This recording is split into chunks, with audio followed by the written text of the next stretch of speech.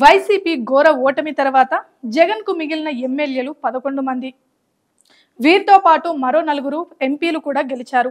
ఈ ఎంపీల్లోనూ గురుమూర్తి, తనుజారాణి మాత్రం లక్లో బయటపడ్డవాలే. ఈ 15 మందిలోనూ జగన్ ను నమ్మిన వాళ్ళు ఉన్నారా? జగన్ వద్దే వద్దు, ఈ 5 ఏళ్లు భరించలేం, బాబే ముద్దు అనుకుంటున్న వారు ఉన్నారా? జగన్ తో పాటు వైసీపీ కీలక నేతలు సైతం ఈ 15 మందిలో కొందరిని అనుమానిస్తున్నారా? అసలు వైసీపీలో ఈ అనుమానపు చూపులు ఎవరి మీద ఉన్నాయి?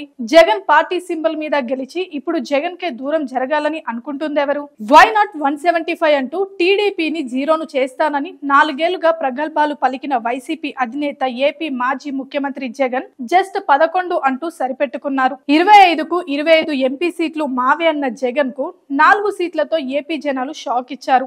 జగన్ పరువు మాత్రమే పోలేదు, ఘోరంగా పరువు పోయింది. ఈ ఉన్న వారిలో కూడా జగన్ ను అనుమానించేవారు కొందరైతే జగన్ అనుమానించేవారు కూడా ఉన్నారట. దీంతో అసలు వైసీపీలో ఎన్నికల ఫలితాలు వచ్చిన 20 రోజులకే గెలిచిన కొద్ది మందిలో పెద్ద గందరగోళం అయితే నెలకొంది. కష్టపడి ఎన్నికల్లో గెలిచాం, లింగు లిట్కుమంటూ ఈ 11 మందితో అసెంబ్లీలోనూ చేసేదేమీ లేదు, పార్టీలో ఉన్న ఒరిగేదేమీ ఉండదు.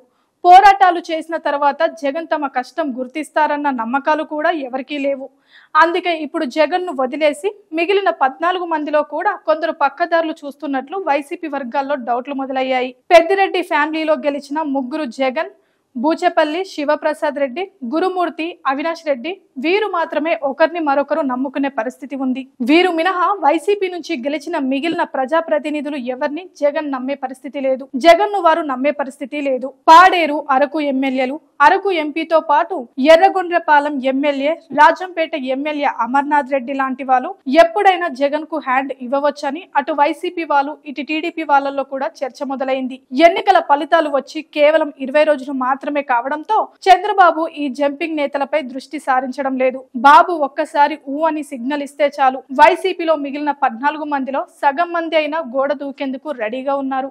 ఇప్పుడు 5 ఏళ్లు ప్రతిపక్షంలో ఉన్న తర్వాత రాజ్ ఎవరో రెడ్డి ఎవరో, అసలు జగన్ పరిస్థితి ఎలా ఉంటుందో, ఇన్ని కేసులు పెట్టుకొని జగన్ బయట ఉంటాడన్న నమ్మకాలు కూడా ఎవరికీ లేవు. అందుకే 1-2 నెలల్లో అయినా ఎవరి దారి వారు చూసుకునే ఆలోచనలో ఉన్నట్లు టాక్.